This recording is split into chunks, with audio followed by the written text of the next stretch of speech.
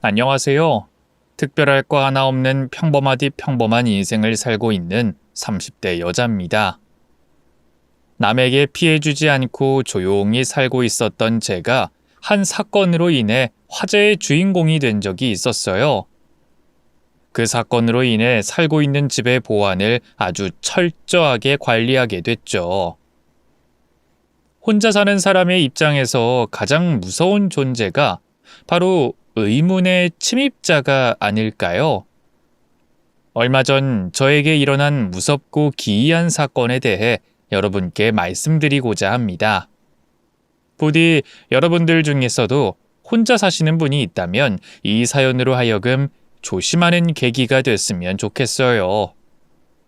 요즘 세상이 흉흉하잖아요. 이런저런 사연으로 인해 회사를 다니며 혼자 살게 됐고 바쁜 탓에 집을 비우는 날이 많았어요.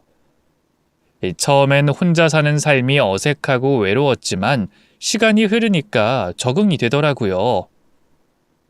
그렇게 혼자 사는 게 어느새 익숙해졌을 무렵이었어요. 어느 날부턴가 퇴근하고 집에 돌아왔을 때 묘하게 뭔가 바뀌어 있는 느낌이 들었죠.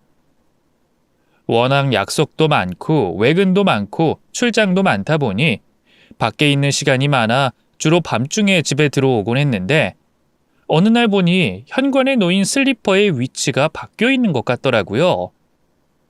그 슬리퍼는 제가 분리수거를 하러 갈 때 혹은 잠시 편의점에 다녀올 때 간편하게 쓰는 신발인데 항상 돌아오면 정해진 위치에 놓거든요. 그 위치가 변할 리가 없는데 그날따라 다른 곳에 있는 게 이상하더라고요. 그뿐만이 아니었어요. 어느 날 야근하고 집에 돌아와서 부엌을 보는데 싱크대에 물기가 있는 거예요. 보통 하루 종일 밖에 있다 돌아오면 욕실이나 싱크대에 물기가 다 사라지지 않나요? 그리고 저는 건식으로 화장실을 사용했기 때문에 물기가 남아있을 리가 없는데 어느 날 집에 와서 보면 바닥에 물기가 있을 때가 있었어요. 처음엔 어디서 누수가 발생한 줄 알고 윗집 아랫집 옆집에 물어보고 다닌 적도 있었지만 정확한 이유를 알 수는 없었습니다. 제가 혼자 살고 있는 집에 올 사람은 저희 엄마밖에 없었거든요. 보통은 연락을 하고 오는데 혹시 몰래 왔다 갔나 싶어서 전화해서 물어본 적도 있어요. 엄마, 혹시 우리 집에 왔다 간 적 있어? 지난주에 갔었잖아. 아니, 그때 말고 나 없을 때 온 적은 없어? 아니, 없는데. 그래? 이상하다. 무슨 일 있어? 아무것도 아니야. 괜히 걱정할까봐 가족들에게 자세한 이야기는 하지 못했어요.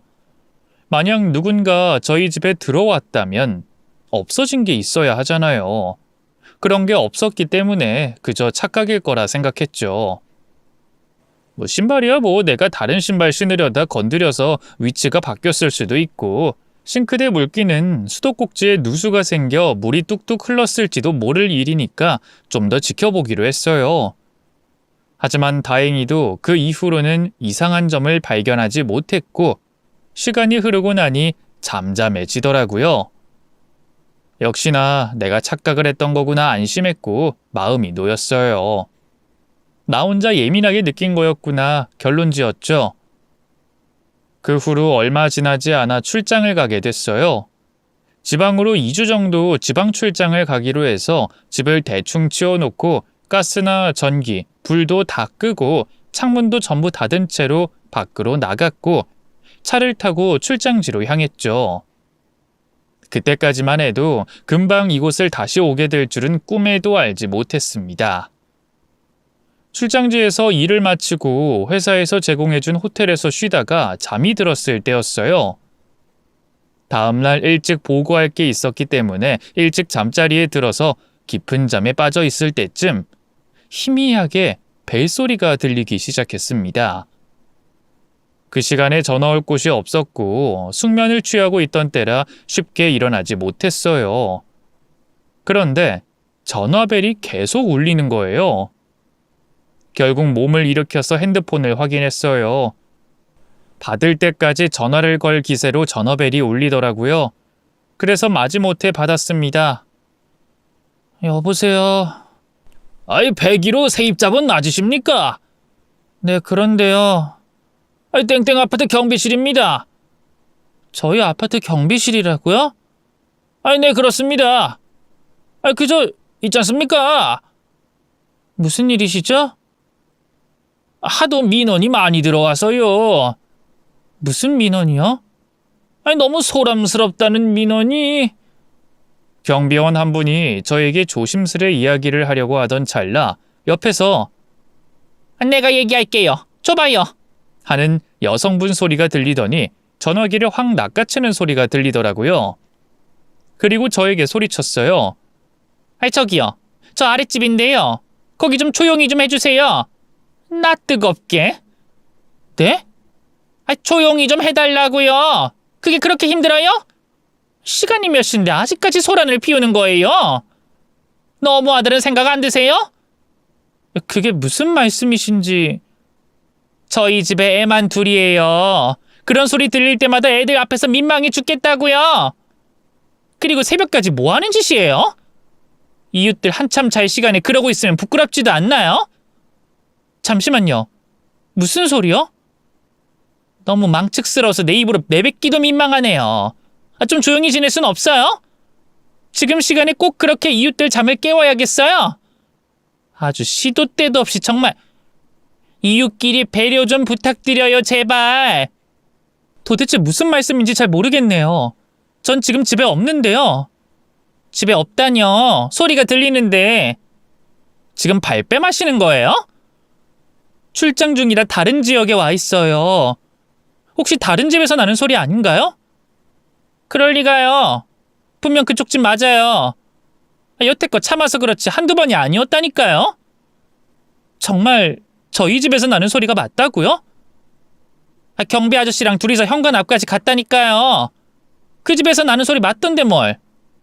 혼자 사는 걸로 알고 있는데 허구한 날 남자 목소리가 들리더만 이제는 하다하다. 됐어요. 앞으로 조심 좀 해줘요. 더 이상 말은 안 할 테니. 주의 좀 해주시라고요. 이 아파트에 혼자 사는 거 아니잖아요. 제발 새벽엔 조용히 좀 해줘요. 아랫집 여성분은 화를 겨우 참으며 저에게 경고를 날리더니 전화를 끊었어요. 너무 억울하더라고요. 제가 그곳에 없는데 어떻게 층간소음이 생길 수 있겠어요. 다짜고짜 조용히 좀 해달라고 하니 저로서는 해드릴 수 있는 게 없었죠. 너무 열받더라고요. 나더러 대체 어쩌라는 건지. 다른 집에서 나는 소리를 가지고 괜히 나한테 화풀이를 하는 게 아닌가 싶어 잠이 확 깨더라고요. 그러고 보니 얼마 전에도 이런 일이 몇 차례 더 있었어요. 엘리베이터를 기다리는 옆집 분이 저에게 조심스럽게 혹시 손님이 자주 오시나요? 하고 물어본 적이 있어요. 그래서 제가 아니라고 했더니 이런 말씀을 하시더라고요. 자꾸 소음이 들려서요. 저희 애가 고3이라 한창 예민할 때인데 소리 때문에 집중이 안 된다고 하더라고요. 저희 애 수능 마칠 때까지만 좀 조심해 주실 수 있나요? 그때는 대충 네, 저도 모르게 소음이 좀 있었나 보군요. 주의하겠습니다. 하고 넘겼는데 아무리 생각해봐도 제가 집에서 시끄럽게 행동한 적은 없었거든요. 오히려 소음이 날까봐 조심하는 타입이었죠. 발망치 소리가 날까봐 늘 실내용 슬리퍼를 신고 다녔고 친구들을 초대한 적도 없었어요. 저희 집에 TV도 없었고 의자 끄는 소리 들릴까봐 러그를 깔아놓고 살았어요. 그리고 평소에는 늘 밖에서 시간을 보내다가 집에서는 잠만 자곤 했는데 소음이 있다는 게 이상하긴 하더라고요. 이런 충고가 한두 번이 아니다 보니 스트레스가 쌓였어요. 이웃들이 그렇게 확신하며 저희 집에서 소음이 난다고 하는데 저는 억울한 상태잖아요. 경비실에 다시 한번 전화를 해서 물어봤습니다. 저희 집 현관 앞까지 가보셨다고 하셨잖아요. 정말 저희 집에서 나는 소리가 맞나요? 네, 확실히 들었습니다. 거기서 나는 소리가 맞더라고요. 그럴 리가 없는데. 일단 알겠습니다. 그때부터 잠이 오지 않고 불안하더라고요. 집에서 소리가 날 리가 없잖아요. 그런데 자꾸 경비실에서는 소리가 났다고 하고 답답해서 미칠 것 같더라고요. 그래서 저는 내 두 눈으로 직접 확인을 해봐야겠다 생각하며 호텔 주차장으로 가서 차에 시동을 걸었어요. 출장지로 나와 있긴 했지만 저희 집과 1시간 반 정도의 거리였거든요. 얼른 가서 이 억울함을 좀 풀고 와야겠다는 생각이 들더라고요. 아파트 주차장에 도착해서 집까지 올라가는데 떨리더라고요. 분명 아무도 없는 집인데 왜 소리가 났을까? 그 소리의 정체는 뭐였을까? 이런저런 생각 때문에 머릿속이 복잡했습니다. 드디어 현관 앞까지 도착하고 그 앞에서 귀를 대봤어요. 아무 소리도 들리지 않더라고요. 역시나 이웃들이 잘못 생각하고 있구나 안심하며 비밀번호를 누르고 아무도 없는 저희 집의 문을 열었어요. 한 발자국 들어가려고 한 그 순간 저는 온몸에 소름이 돋는 게 느껴졌어요. 그리고 제 눈을 의심할 광경이 펼쳐졌습니다. 분명 이건 누군가 왔다 간 흔적이었어요. 소파 옆에 있던 사이드 테이블이 바닥에 넘어져 있었고 테이블 위에 있던 화병이 바닥에 떨어져 깨져 있었습니다. 창문도 다 닫고 문단속까지 하고 갔는데 창문까지 열려 있었다니까요. 그리고 혼자서 테이블이 쓰러져 있는 게 말이 되나요? 심지어 그 테이블은 여자 혼자 들기도 벅찰 정도로 무게감이 있는 것이었어요. 누군가 의도적으로 쓰러뜨리지 않는 이상 절대로 옆으로 누워있을 테이블이 아니란 말이에요. 분명 이건 뭔가가 있다. 누군가 다녀간 게 맞는 것 같다는 생각이 점점 확신이 들 때쯤 저는 또 다른 의미심장한 증거를 발견하고 말았습니다. 거실에 업무 전용으로 책상 하나를 놨거든요. 그 책상 밑에 희미하게 뭔가가 보이는 거예요. 떨리는 마음으로 다가가 봤더니 그 안에서 정체 모를 손수건 하나가 발견됐습니다. 그리고 바닥 밑에 음료수를 흘리고 닦은 흔적이 보였어요.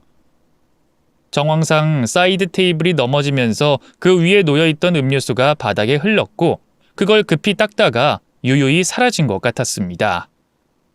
그리고 소파에 주름이 있었어요. 앉으면 푹 꺼지는 주름 있잖아요. 제가 앉으면 그렇게 깊은 주름이 생기지 않았어요. 이 모든 상황들이 저를 혼란스럽게 만들었습니다. 그런데 그 손수건, 뭔가 익숙한 거예요. 이걸 어디서 봤더라 생각을 쥐어짜니 한 사람이 떠올랐어요. 그 사람밖에 없었죠. 이 손수건은 제가 해외 출장을 갔을 때 소품샵에서 샀던 거였고 그 사람에게 선물해 줬던 것이었으니까요. 그 손수건의 주인은 바로 제 전남편이었습니다. 그때 당시 저는 전남편과 도저히 해결할 수 없는 것들로 인해 이혼을 결심했고 갈라선 상태였어요.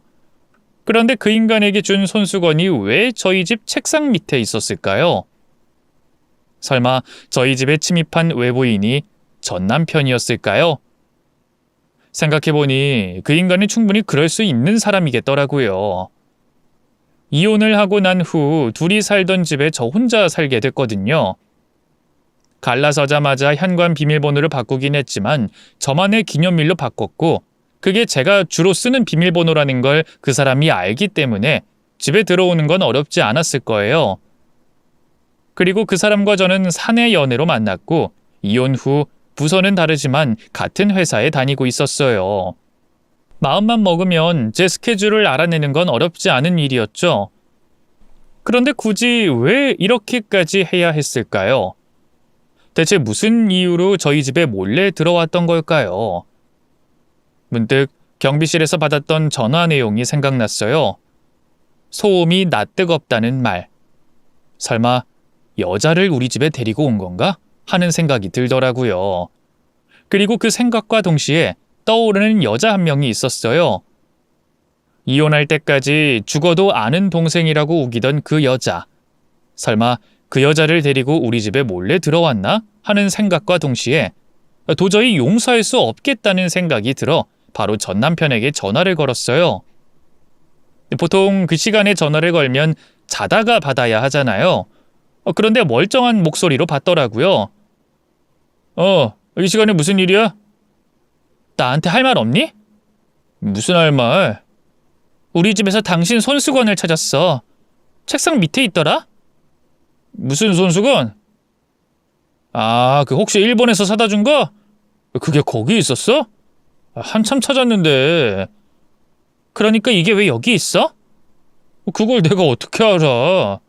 그때 내가 짐 싸다가 흘리고 간 거겠지. 정말 그렇다고 생각해? 우리 집에 몰래 들어온 게 아니고? 내가 그 집에 왜 가? 별로 좋은 기억도 없구만. 이 새벽에 전화한 게 손수건 때문이야? 혹시 아직도 나한테 미련 있는 건 아니지? 술 먹었냐? 내 목소리가 듣고 싶었어? 내가 미쳤어? 이 시간에 전 남편한테 전화 거는 걸 보니 미련 있는 게 맞는데 뭘. 미친 소리 그만하고 끊어. 전 남편은 끝까지 부인하며 특유의 능글맞은 멘트를 날리더라고요. 그 인간이 원래 그런 식이에요. 진지한 상황에서도 매사 장난으로 넘기는 가볍디 가벼운 사람이었죠. 그 사람과의 결혼 생활은 정말 다시 생각하고 싶지 않을 정도로 끔찍했어요. 신혼생활 3개월 만에 다른 여자랑 연락하고 있는 걸 저한테 들켰고 그 이후로 잘하겠다고 싹싹 빌어서 한번 용서해 줬더니 개벌은 남 못 준다고 세컨폰까지 만들어서 다른 여자랑 연락을 하고 있더라고요. 같이 차 타고 가다가 차 안에서 이상한 진동 소리가 나서 뒤져보니 낯선 핸드폰이 나왔고 그걸 본 순간 이 인간을 더 이상 믿을 수 없겠구나 깨달았네요. 비즈니스적으로 필요해서 핸드폰을 새로 개통했다고 변명을 하는데 저로서는 황당하기 그지없었습니다. 같은 회사고 어떤 업무를 하는지 뻔히 아는데 세컨폰이라뇨. 그 인간은 항상 그런 식이었어요. 심지어 연락하고 지낸 여자한테 소송하겠다고 했더니 증거 있냐며 자기는 그냥 아는 동생이라고 발뺌하는 바람에 증거도 제대로 못 찾고 끝내버리고 말았죠. 그때는 이들을 처벌하는 것보다 제 마음의 안정이 더 중요했기 때문에 이혼을 하고 싶은 마음이 굴뚝 같았고 결국 아무런 조치 없이 그렇게 갈라서고 말았습니다. 이혼을 하고 난 후에 주변 사람들이 그걸 왜 참고 있었냐, 소송을 하지 그랬냐며 다그쳤지만 저로서는 제가 더 이상 다치는 걸 보고 싶지 않았어요. 그 인간에게 더 실망할 게 남아있다는 게 소름 끼치게 싫었고 소송 과정에서 겪어야 할 마음의 상처를 견딜 수 없었습니다. 저는 그저 저를 보호하기 위해 이혼을 서둘렀던 것 같아요. 그런데 그 인간이 떡하니 저희 집에 머물다 갔네요. 그것도 여자랑 같이 말이죠. 그런데 제가 오는 건 어떻게 알고 불이 나게 도망을 갔을까 싶더라고요. 순간 번뜩 떠오르더라고요. 바로 입차 알림이었어요. 차를 가지고 다녔기 때문에 주차장에 진입하면 집에 입차 알림이 뜨거든요. 그걸 듣고 도망을 갈 수 있던 시간을 벌었던 거예요. 그런데 왜 이런 수고로움을 감수하면서까지 남의 집에 온 것일까? 아직도 의문이 풀리지 않았어요. 당장 경찰에 신고해서 주거침입죄로 콩밥 먹게 해주고 싶었죠. 하지만 문득 이런 생각이 들더라고요. 이 인간을 내가 제대로 한번 발목 잡아볼까? 이참에 그때 이루지 못했던 복수의 꿈을 실현해보는 게 어떨까 싶은 생각이 들었습니다. 그래서 저는 작전을 바꾸기로 마음먹었어요. 출장 일정이 끝나자마자 저는 회사에서 손쉽게 소형 CCTV를 구할 수 있었습니다. 제조업 관련 회사다 보니 이런 것들을 구하는 게 비교적 쉬웠어요. 그때는 그토록 불륜이 아니라고 잡아떼더니 어쩌면 이제는 제 손으로 증거를 확보할 수 있겠다 싶더라고요. 저희 집 구석구석 보이지 않는 곳에 카메라를 설치하고 며칠을 지켜봤어요. 손수건을 들켰을 때 나름 조심해야겠다고 생각했는지 당분간은 보이지 않았습니다.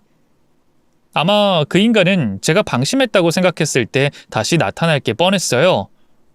제 예상은 정확하게 적중했습니다. 어느 날 CCTV에 녹화된 화면을 보니 전 남편의 모습이 보이더라고요.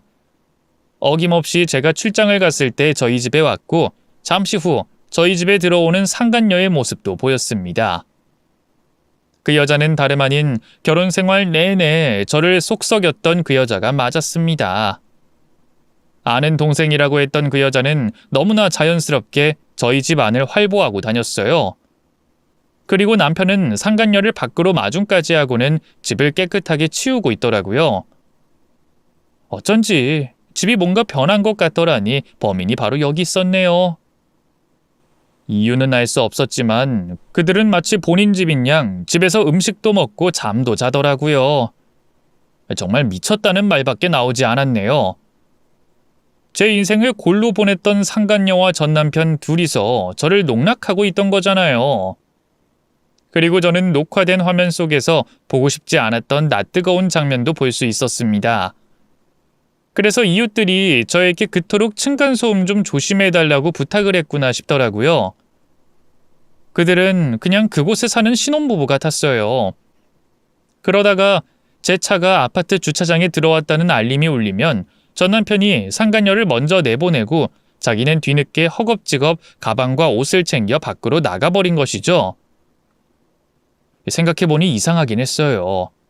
분명 집을 비우는 일이 많았는데 희한하게 전기세와 수도세가 다른 집과 비슷하게 나오더라고요. 그럴 리가 없는데 왜 이러지 궁금해하던 찰나였는데 녹화된 영상을 본 순간 모든 의문이 풀렸습니다. 명목상으로는 혼자 살고 있었지만 알고 보니 셋이 살고 있던 집이었어요. 저희 집이 거의 공공재였던 것이죠. 뻔뻔한 모습을 보자마자 저도 모르게 입에서 욕이 나왔네요. 인사팀에 친한 동료가 있어서 전 남편에 대해 물어봤어요. 생각해보니 이혼 후 그 사람의 거처가 어딘지 제가 모르고 있더라고요. 똑같이 복수해줄 생각으로 집 위치를 떠봤는데 동료가 이렇게 말해주더라고요. 김대리? 주소 공란이던데? 그럴 수가 있어? 아마 사내 인트라넷에는 본가 집으로 등록해놨을 거야. 내가 듣기로는 김대리 상황이 좀 안 좋다 그러던데. 혹시 뭐 아는 거 있어? 상황이 안 좋다고? 회사에서 복지 차원에서 해주는 대출 있잖아. 그걸 신청했대. 퇴직금 담보로 대출해주는 거 있잖아. 그걸 최대치로 받았는데도 뭐가 좀 힘든가 봐. 동료들한테 밥까지 얻어먹고 다닌다고 하던데. 그리고 돈까지 꺼달라고 한대. 그래서 지금 동료들 죄다 김대리 피해 다니잖아. 소문으로 듣기엔 뭐 사기당했다나. 정확히는 잘 모르겠어. 그래서 우리끼리 그랬지. 이혼하고 상황이 많이 안 좋아진 것 같다고. 근데 둘이 적당히 재산분할 한 거 아니었어? 근데 왜 김대리만 힘들게 살고 있는 거지? 그새 돈을 다 까먹었나? 그럼 지금 어디 살고 있는지 몰라? 예전에 그 원룸인가 빌라인가 뭐 살았다고 했던 것 같은데 지금은 어디 머물고 있는지 모르겠어. 제가 갑자기 전 남편의 근황에 대해 물으니 술술 말해주며 무슨 일 있냐고 꼬치꼬치 묻더라고요. 이 회사라는 게 원래 그렇잖아요. 저희의 이혼 소식은 회사 내에서 꽤 핫한 이슈였거든요. 그 뒤로 잠잠해지기까지 꽤 오랜 시간이 걸렸습니다. 이혼하고 형편이 어려워졌다는 정보만 입수한 채 대화를 마치게 됐죠. 그러다가 회사에서 우연히 전 남편을 마주친 적이 있었어요. 웬일로 먼저 아는 척을 하더라고요. 회사에서 마주친 건 진짜 오랜만이네. 잘 지냈어? 우리가 밖에서 아는 척할 사이는 아니지 않나? 이젠 동료인데 밖에서 아는 척도 못하나? 괜히 사람들 보는데 성 긋는 게 더 이상하지 않나? 아직도 내가 어색하고 불편해? 이젠 그런 미련도 버릴 때 되지 않았나? 누가 미련이 있대? 불편하다고. 얼굴 마주치는 것 자체가 불쾌하다니까? 당신도 좀 쿨해질 순 없어? 비록 우리가 지금은 남남인 사이가 됐지만 친구처럼 잘 지낼 수도 있는 거잖아. 뭐 시간 나면 식사도 한 끼 같이 할 수도 있는 거고. 참 태평해서 좋겠네. 하긴 원래 성향이 그런 사람이니 뒤에서 더러운 짓 하고 다녔던 거겠지. 아직도 내가 그때 불륜 저질렀다고 생각해? 야, 당신도 참 끈질기다. 이미 끝난 사이에 그걸 또 마음속에 간직하고 있는 게 말이 돼? 진실은 언젠가 꼭 밝혀지는 법이니까. 됐고, 지금 시간 돼? 뭐 점심이나 같이 먹을까? 나랑 밥을 같이 먹자고? 미쳤니? 안 될 게 뭐가 있어? 동료들 시선이 부담스러워? 그럼 차 타고 멀리 가서 먹으면 되지. 외근 있어. 핑계 대지 마. 외근 없는 거 다 알고 왔어. 나한테 이러는 이유가 뭐야? 뭐겠어? 진짜 몰라? 모르니까 물어보는 거지. 그냥 좀 신경 쓰여. 생각해보면 우리 대화도 많이 못했잖아. 허무하게 끝내기도 했고. 끝난 사이에 무슨 대화? 혹시 뭐 잘못 먹었니? 그래, 솔직히 얘기할게. 미련이 좀 남아. 혹시 만나는 사람 있어? 신경 꺼. 신경 쓰이니까 그렇지. 지금 만나는 여자는 너 이러고 다니는 거 아니? 만나는 여자 없어. 또 거짓말하네. 왜 당신은 항상 내가 거짓말하고 있다고 생각해? 난 여태껏 당신 앞에서 단 한 번도 거짓된 적이 없었어. 진실만을 얘기했는데 날 못 믿은 건 당신이잖아. 정말 얼굴색 하나 안 변하고 말하네? 이러니 내가 여태껏 속은 거겠지. 얘기할 가치도 없는 것 같으니까 난 이만 가볼게.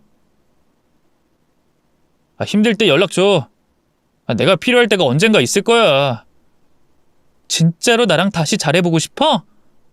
당신이 기회만 준다면 다시 열심히 관계 회복해보고 싶어. 우리 서로 오해가 있었던 거잖아. 정말 뻔뻔하다. 다시 한번 이혼하길 잘했다고 생각하게 되네. 내가 뭘 알고 있는지 궁금하지 않아? 알면 깜짝 놀랄 텐데. 그게 무슨 소리야? 나중에 알게 될 거야. 기대해. 정말 웃기게도 전 남편은 저와 다시 잘해볼 생각을 하고 있더라고요. 그 뒤로도 그 인간은 저에게 주기적으로 연락을 했고 저희 부서에 찾아와 제 주의를 서성였습니다. 과연 그 여자가 이 사실을 알고 있나 궁금하더라고요. 이참에 그 인간을 골로 보내버리자, 한 방에 훅 가도록 만들어버리자 결심하게 됐어요. 결국 저는 결단을 내렸습니다. 그들이 방심했을 때 특단의 조치를 취하기로 마음먹었어요. 도저히 이대로 뒀다가는 안 될 것 같더라고요. 그래서 저는 일단 공식적으로 회사에는 출장을 가는 척하고 직속 상사에게만 사정을 얘기한 후 휴가를 냈습니다. 그리고 앞에서 몰래 숨어 대기를 하고 있었어요. 아니나 다를까 전 남편이 등장하더니 자연스레 공동현관 안으로 들어가더라고요. 그리고 한 30분이 지났을 때쯤 상간녀가 그 집으로 들어가는 모습이 보였습니다. 분명 제 출장 스케줄을 보고 안심하고 집에 침입한 것이 분명했어요. 이것들이 또 남의 빈집에서 소란을 피울 게 뻔했기 때문에 저는 당장 핸드폰을 켜서 111 번호를 눌러 신고했어요. 안녕하세요. 거기 경찰서죠? 저희 집에 무단 침입자가 있어서 신고 좀 하려고요. 둘을 현행범으로 체포할 수 있게끔 만들고 싶었어요. 그래서 때를 기다리고 있었죠. 그리고 제 작전은 완벽하게 성공했습니다. 경찰이 집 안으로 들이닥치자 뒤늦게 기겁하며 도망가려고 하더라고요. 하지만 이미 때는 늦었고 트랩 안에 갇힌 쥐마냥 벌벌 떨고 있었어요.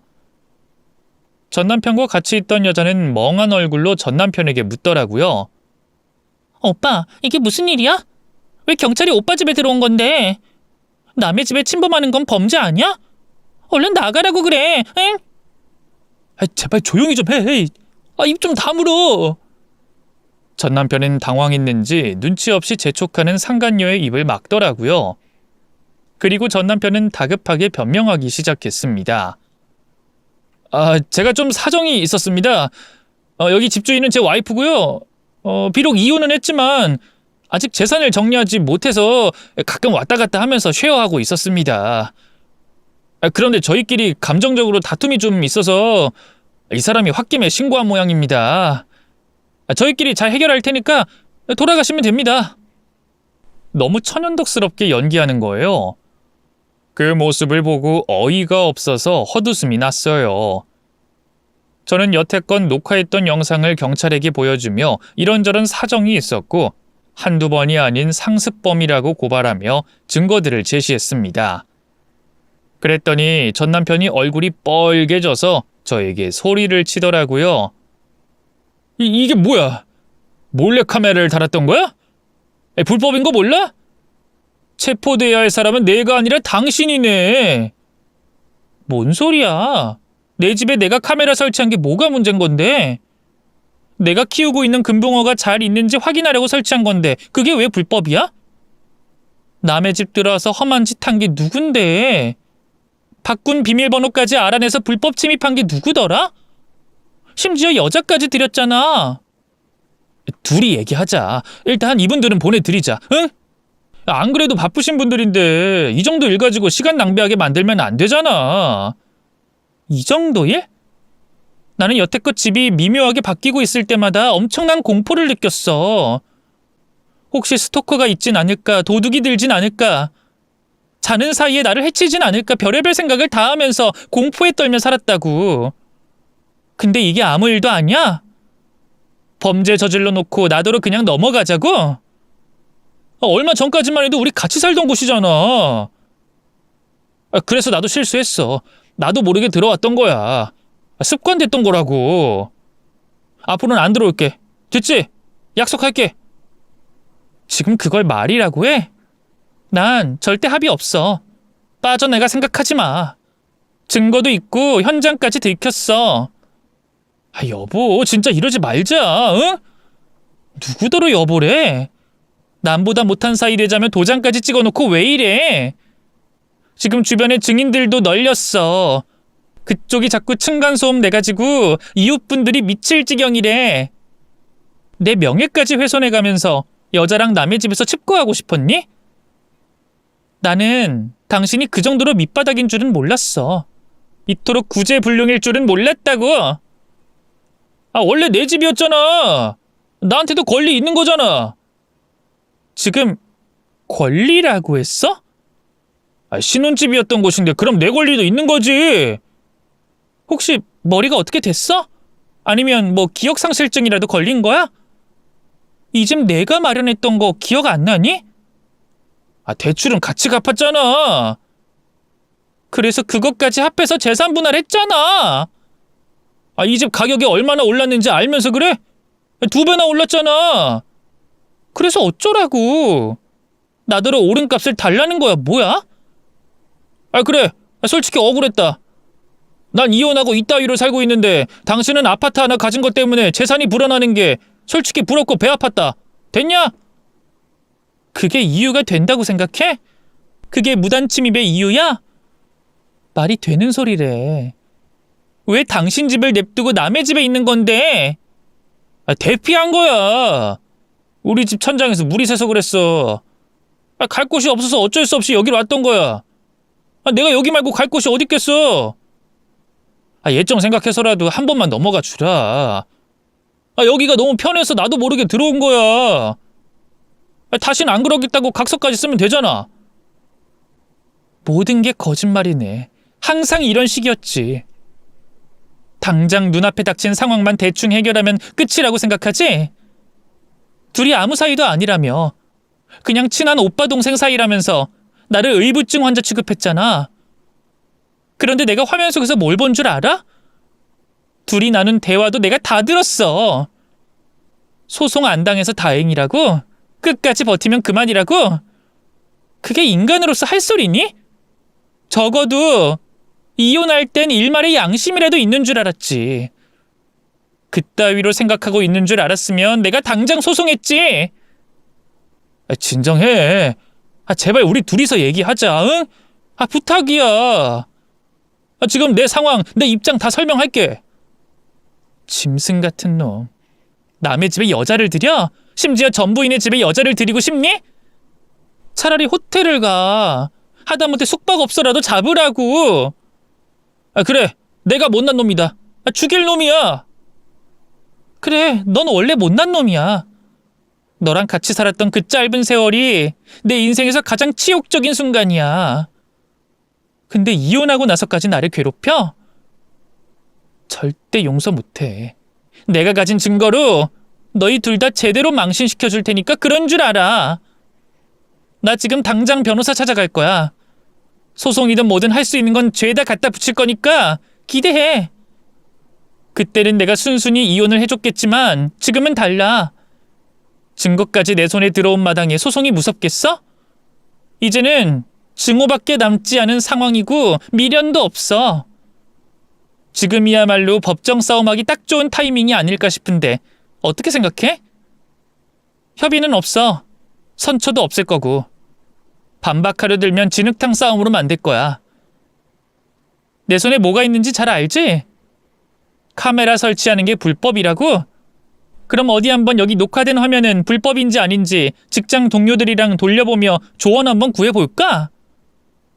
왜 이래? 진짜 이러지 마. 당신 그런 사람 아니잖아.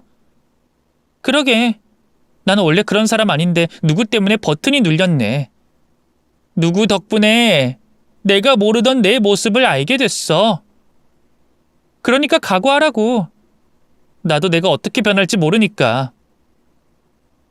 정색하며 강하게 밀어붙이자 전 남편도 그제야 상황 파악이 됐는지 저에게 매달리며 용서를 구하더라고요.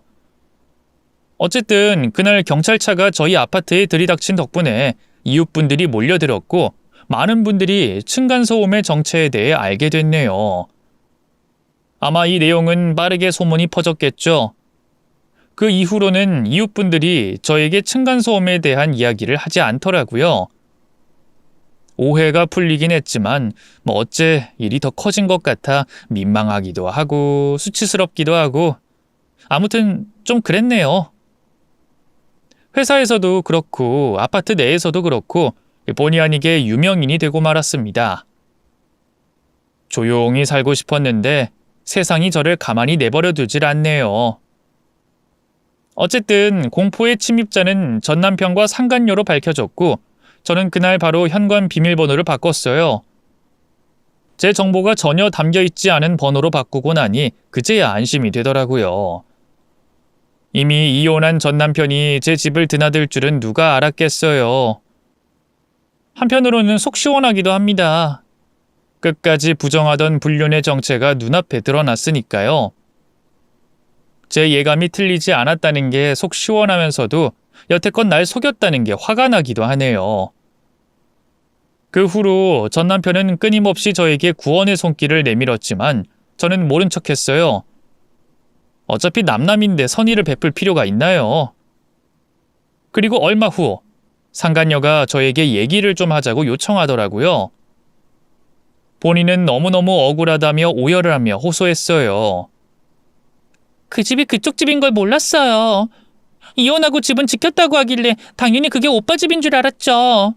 그래서 간 거예요.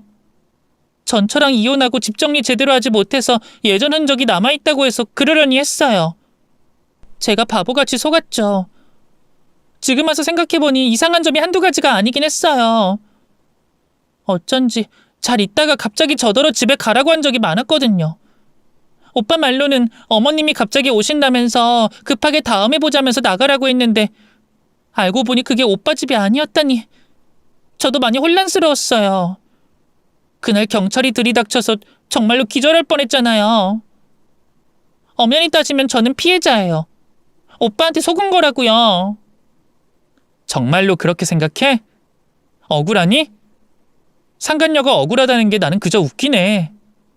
혹시 피해자에 대한 정의를 모르는 거야? 머리가 비워져 있는 건 알았지만 정도가 심하네. 그게 아니라 처음부터 부적절한 관계로 시작한 건 솔직히 맞아요. 부정할 생각 없어요. 그때는 정말 오빠를 사랑했고 평생 함께 있고 싶었어요. 제 욕심이었고 그건 제 불찰이에요. 하지만 저도 속은 거라고요. 그 아파트에서 살림 차리고 새 출발하자는 오빠 말만 믿고 오빠한테 돈까지 꿔줬다고요. 저는 그 집이 당연히 오빠 거라고 믿고 있었고 그랬기 때문에 그 집에 드나들 수 있었던 거예요. 만약 오빠가 집도 절도 없는 거지 같은 상황이라는 걸 진작에 알았다면 만나지도 않았을 거예요. 솔직히 내세울 거 없는 남자인 거 그쪽이 잘 알잖아요. 그래서 이혼까지 한 거잖아요. 솔직히 저도 미치겠어요. 나 때문에 이혼한 남잔데 정이 떨어질 것 같아서 곤란하다고요. 남의 남자였을 땐 탐나다가 막상 내 것이 되면 흥미가 떨어지는 타입인가? 그런데 그거 알아? 네 남자 그렇게 뚝심 있는 스타일 아니라는 거. 나한테 한 번만 만나달래. 자기가 앞으로 잘하겠다고 한 번만 기회 달라고 자꾸 연락이 오네? 오빠가 그쪽한테 연락을 한다고요? 저는 전 남편에게 받은 문자 내용을 상간녀에게 공개했습니다. 그랬더니 상간녀의 표정이 일순간 일그러졌고 말을 더듬기 시작하더라고요. 진짜 연락을 했다고요? 내 앞에선 나밖에 없다고 하더니 뒤에선 전처한테 연락을 한 거네요? 진짜 웃기는 놈이네. 언제부터 연락한 거예요? 혹시 이혼하자마자? 그때부터 쭉 연락한 거예요? 첩이 첩골 못 본다더니 네 남자가 다른 여자한테 다가가니까 그게 그렇게 짜증나? 네가 사랑한 남자가 그따위밖에 안 되는 놈이니까 네가 고생을 하는 거겠지. 같은 여자로서 경고하는데 남자 보는 눈 좀 키워. 그런 놈한테 붙들려 있어봤자 시간 낭비밖에 더 하겠어? 먼저 탈출한 사람으로서 충고하는 건데 그놈은 재활용도 불가능한 쓰레기야. 그놈이 나 몰래 만났던 여자가 과연 너뿐이었을까? 그건 무슨 말씀이세요? 저 말고 또 다른 여자를 만났다는 말이에요? 이미 지난 일인데 내가 말을 덧붙여봐야 무슨 소용이겠니. 아무튼 그런 놈이랑 붙어 사는 네가 고생이 참 많아. 그리고 이제야 상간녀 소송을 할 수 있게 됐네. 변호사님께 물어보니까 이혼 후에도 상간녀 소송이 가능하다고 하네? 이혼까지 하셨으면서 소송을 하신다고요? 세월이 지나도 불륜을 저지른 죄가 사라지는 건 아니잖아. 위자료 준비하는 게 좋을 거야. 돈 없는데요? 그 인간한테 달라 그래.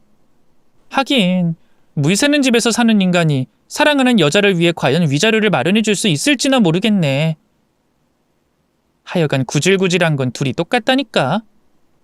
네 남자한테 전에 귀찮아 죽겠으니까 그만 좀 연락하라고. 그리고 여자 앞에서 허세 부리려면 떳떳하고 정직하게 좀 살라고 전해줄래? 남의 집을 자기 집인 양 사기치는 꼬라지하고는 남의 집값 검색하기 전에 자기 개발이나 좀 하라 그래. 생각할수록 어이가 없더라고요. 상간녀에게 제 집을 본인 집이라고 뻥을 치고 신혼집으로 쓰자고 꼬드기며 돈까지 뜯어냈다니 어찌 보면 참 대범하기도 하네요. 이걸 들키지 않을 거라고 생각했던 게 신기할 따름입니다. 전 남편은 끝까지 본인이 억울하다고 하더라고요. 차라리 잘못을 인정이라도 했으면 못난 인간이 불쌍한 짓을 했네 하며 애처롭게 생각했을 텐데 절대 나쁜 의도가 없었다며 우기니까 더 괘씸하더라고요. 결국 갈 때까지 가기로 한 거죠. 그 과정에서 회사에 소문이 퍼지는 바람에 전 남편은 결국 회사에 사표를 내게 됐습니다. 가뜩이나 경제적인 형편 때문에 동료들에게 돈을 꾸고 다니다가 제때 갚지 않아서 많은 사람들이 등을 돌렸는데 전부인 집까지 몰래 침입했다는 소문까지 돌게 되니 걷잡을 수 없이 추락하고 만 것이죠. 모든 게 인과응보 아니겠어요. 죄를 지었으니 그만큼 되돌아온 거겠죠. 전 남편은 마지막 동아줄을 위태롭게 잡듯이 저에게 매달렸습니다. 그때 그 인간이 했던 말이 유독 기억에 남아요. 당신은 가진 게 많잖아. 그런데 난 아무것도 없잖아. 가진 거 하나도 없는 놈한테 뭘 뺏어갈 게 있다고 이렇게 야박하게 구는 건데. 한때는 전부를 다 줄 것처럼 사랑한다고 하더니 이제는 내가 사람답게 사는 꼴도 보기 싫다 이거야? 대체 내가 어떻게 하면 되는 건데 말을 좀 해줘. 그래야 알지. 내가 원하는 건 딱 하나야.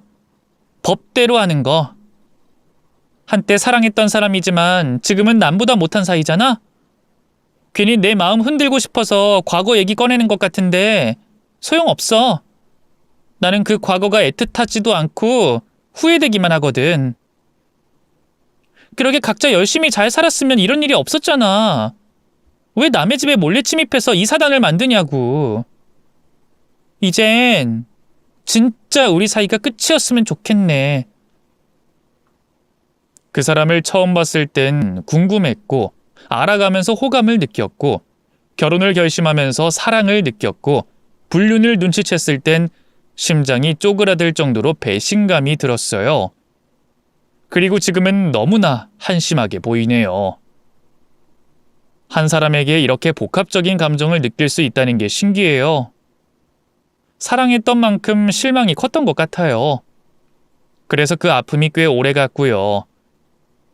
그래도 다행인 건 그 인간의 밑바닥을 본 순간부터는 더 이상의 미련도 실망도 남아있지 않았어요. 감정 자체가 아예 사라진 기분이랄까요? 더 이상은 안 좋은 일로 마주치지 않길 바랄 뿐입니다. 이참에 그 인간이 회사까지 관두게 돼 오히려 마음이 편하네요. 더 이상 마주칠 일이 없으니까 편하게 회사를 다닐 수 있게 됐습니다. 그래도 응징을 해줄 수 있어서 다행이라 생각해요. 그리고 전 남편과 상간녀보다 제가 더 잘 살고 있다는 걸 확인할 수 있어서 나름 나쁘지 않았죠. 그 후로도 저는 한동안 법적인 공방을 경험하며 치열하게 살았습니다. 살면서 그토록 열심히 살았던 때가 또 있을까 싶을 정도로 바쁘게 지냈네요. 그래도 제 마음이 많이 단단해졌다는 걸 느꼈어요. 더 이상 그 인간을 떠올릴 때 눈물이 나지 않았거든요. 이로써 그 사람과 완전히 인연을 끝낼 수 있었네요. 참 길고 질긴 인연이었습니다. 이제는 앞으로 나아갈 일만 남은 거겠죠. 오히려 속 시원합니다. 찌질한 남자를 잘못 만난 덕분에 한동안 고생을 하긴 했지만 그래도 인생에서 큰 교훈을 얻을 수 있었던 것 같아요. 앞으로 좋은 인연으로 제 인생을 채워가면 되지 않을까요? 지금도 제 곁에 좋은 지인들이 남아있어 준 덕분에 힘을 낼 수 있었어요. 항상 감사하게 생각합니다. 그리고 가족들이 제 곁을 지키고 있는 한 저는 언제나 씩씩하게 살아갈 수 있을 것 같아요.